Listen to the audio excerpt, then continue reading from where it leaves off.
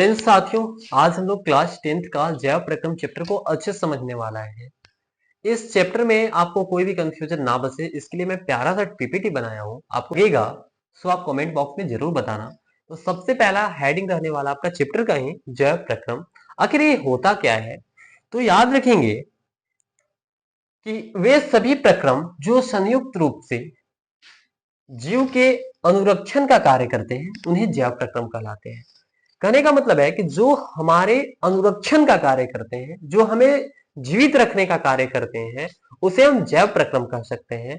जैसे कि पोषण है, श्वसन है और वहन है और उत्सर्जन है। हम कोई चीज खाएंगे, सांस लेंगे, निकालेंगे, वहन करेंगे और उत्सर्जन अगर करेंगे तो ही वो सजीव होगा, वरना वो निर्जीव हो जाएगा। बात समझ में आ रहा है?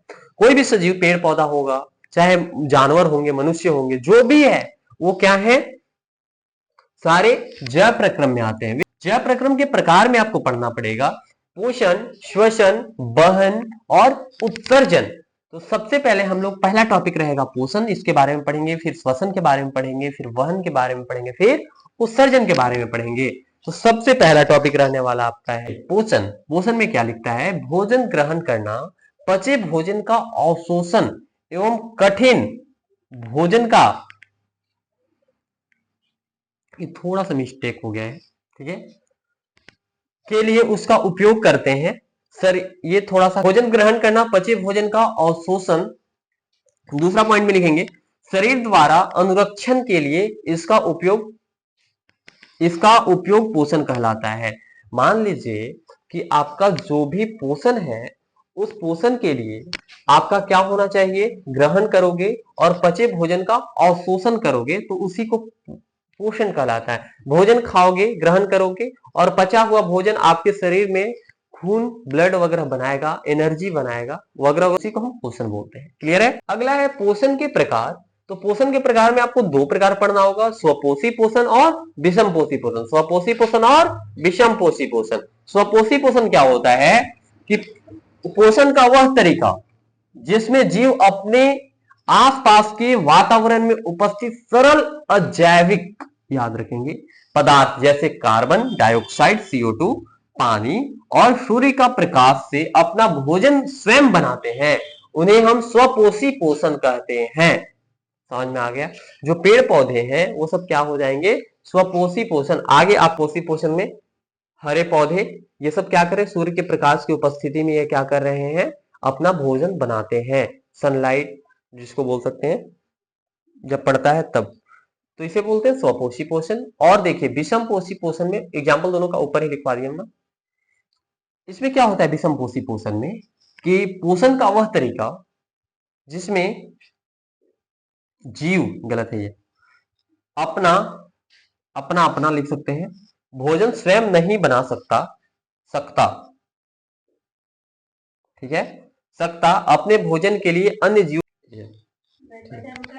चलिए, प्रकाश संश्लेषण यह वह प्रक्रम है जिसमें स्वपोषी बाहर से आने वाले पदार्थ को ऊर्जा संचित रूप में परिवर्तित कर देते हैं। ठीक है, कहने का मतलब है कि जो भी आपका स्वपोषी है, जैसे पेड़ पौधा होगा, वो क्या करता है कि जो भी बाहर से आता है ऊर्जा, उसको किसमें परिवर्तित कर देता है? ऊर्जा संचित रूप में परिवर्तित कर देता है। दूसरा टॉपिक क्या लिखा हुआ है? ये पदार्थ कार्बन डाइऑक्साइड तथा जो सूर्य के प्रकाश तथा क्लोरोफिल की उपस्थिति में कार्बोहाइड्रेट में परिवर्तित किए जाते हैं या परिवर्तित कर देते हैं। जैसे कि यहाँ पे आपका एक सूत्र है, याद रखने के लिए आपको क्लास 10 में बहुत इंपॉर्टेंट रोल निभाएगा। 6CO2 12H2O, ये जब दोनों मिलते हैं क्लोरोफिल और सूर्य की प्रकाश की उपस्थिति में, तो क्या बना देते हैं? C6H12O6 plus 6O2 plus 6H2O। इसी को बोलते हैं हम लोग प्रकाश संश्लेषण। यहाँ पे देखिए सूर्य का प्रकाश है, इसकी उपस्थिति में ये हवा चल रहा है, एक कार्बन डाइऑक्साइड लेगा, यहाँ पे जल है, इसके पास क्लोरोफिल है। इसके संश्लेषण के लिए आवश्यक कच्ची सामग्री क्या है जिससे कि पेड़ पौधे खाना बनाते हैं? आखिर वो कौन सी सामग्री है जिससे कि पेड़ पौधे अपना भोजन बनाते हैं? कहीं कहीं हिंदी मिस्टेक है, आप सुधार लेना इसको। प्रकाश संश्लेषण के लिए आवश्यक कच्ची सामग्री, सबसे पहला क्या होना चाहिए प्रकाश संश्लेषण होने के लिए? सूर्य का प्रकाश, क्यों? ऊर्जा का स्रोत है वो, ठीक है। दूसरा आपके पास होना चाहिए, देखो इसमें टॉप पॉइंट बाय पॉइंट लिख लेना ना, हम ऐसे लिख रहे हैं। क्लोरोफिल प्रकाश को अवशोषित करने के लिए क्लोरोफिल की आवश्यकता होती है।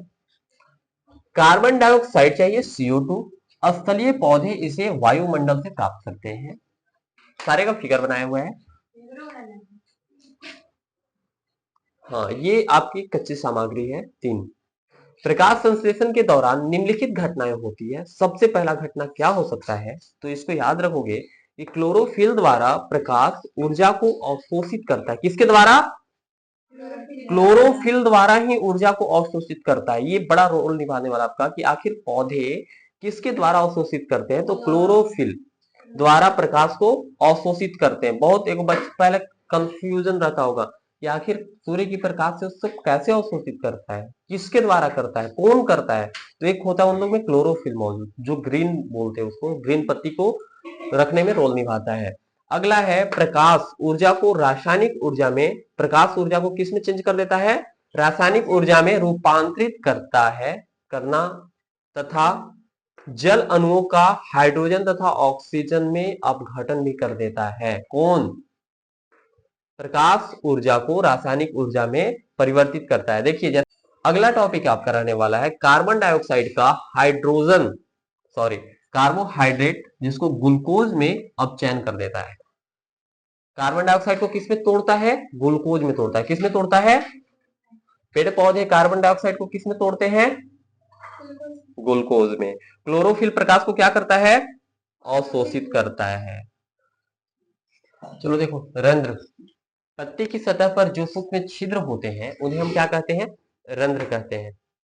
रंध्र के प्रमुख कार्य क्या हो सकते हैं? प्रकाश संश्लेषण के लिए गैसों का अधिकांश आदान प्रदान इन्हीं छिद्रों के द्वारा होता है। और दूसरा टॉपिक आप लिखोगे 11 में कि वाष्पोत्सर्जन प्रक्रिया में जल वाष्प के रूप में रंध्र का द्वारा निकल जाते हैं। वाष्प आपको पता है ना, एक मकई का पौधा कितना लीटर वाष्पोत्सर्जन कर देता है पानी का, लेप्टस का पेड़ कितना कर देता है। तो हर पेड़ वाष्पोत्सर्जन करता है पानी का, तो वैसे ही किसके द्वारा करता है? वो वाष्प के रूप में करता है। ऐसा नहीं कि पानी ही निकलने लगता है, वाष्पित हो जाता है सूर्य के प्रकाश के द्वारा। यहाँ पे कुछ फिगर बनाए हुए हैं आपको रंध्र का, ठीक है। यह रंध्र छिद्र होता है, रंध्र कोशिकाएं यहाँ पे पाई जाती है। और सेम है, यहाँ पे कुछ ऐसे ही दिखाया गया है आपको।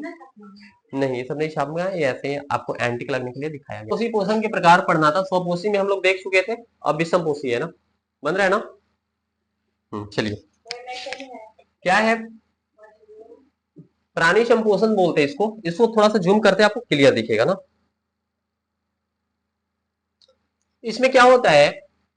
जीव संपूर्ण भोज पदार्थ का अंतर्ग्रहण करते हैं तथा उसका पाचन शरीर के अंदर ही होता है।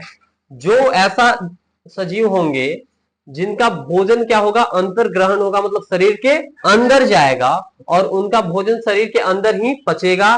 जो भी क्रियाएं होंगी अंदर ही होगा, उसको हम लोग क्या बोलेंगे? प्राणी संपोषण। एग्जाम्पल के लिए आपके पास 2 चीज है, एक अमीबा है और एक मानव है। एक हम लोग खुद हैं, हम लोग भी खाते हैं, तो हम लोग के शरीर के अंदर ही भोजन पचता है, और अमीबा भी है। इसके बारे में डिटेल पढ़ेंगे तो आपको पता चल जाएगा। आगे देखो, दूसरा आपका टॉपिक रहने वाला है विषमपोषी का मृतजीवी पोषण। मृतजीवी पोषण क्या होते हैं? मृतजीवी अपना भोजन मृतजीवों के शरीर व सड़े गले, यहाँ अच्छे से देख लेना, सड़े गले कार्बनिक पदार्थों से प्राप्त करते हैं। जो सड़े गले कार्बनिक पदार्थों से उससे प्राप्त करते हैं। जैसे देखते हो खोखड़ी जाम जाता है, कोई भी मशरूम ओकरे बोल रहे हैं, ये कहाँ पे जाम जाता है? जब पेड़ पौधा गिरा रहता है, गोबर वगैरह पे, आपका गंदे गंदे जगह पे ये फंगस उग जाते हैं, फंगी जिसको बोलते हैं। और देख सकते हो ये सेब अगर सड़ जाए तो इसके अंदर भी बहुत सारे बैक्टीरिया आ जाते हैं। एग्जाम्पल के लिए लिख सकते हो मशरूम, फफूंद, कुछ बैक्टीरिया भी, ठीक ना। 15 नंबर आपका है परजीवी पोषण। परजीवी पोषण क्या होते हैं? इसमें जीव अन्य जीवों जैसे मेजबान के शरीर, मेजबान कहने का मतलब है दूसरे के जीव के ऊपर, जैसे आपका ढील हो गया, ये क्या हो गया? आपके ऊपर अमर बेल हो जाएगा, ये सब क्या हो जाएगा? हाँ, ढील, जू, चूही नहीं, जू, इसके शरीर पर या उसके अंदर रहकर अपना पोषण प्राप्त करते हैं। बिना उसे मारे, याद रखेंगे, बिना उसे मारे। जैसे कि आपका है जू, अमरबेल, फीता, क्रीमी, याद रखेंगे, ये आता है ओके यू है। चलिए ठीक है, ये हो गया आपका ना 12 नंबर। कोई डाउट है? रिवीजन करेंगे। प्राणी संपोषण जिसका अंदर ही पाचन होगा, मृतजीवी पोषण जो मृत जीवों पे उगता है, परजीवी पोषण जो दूसरे के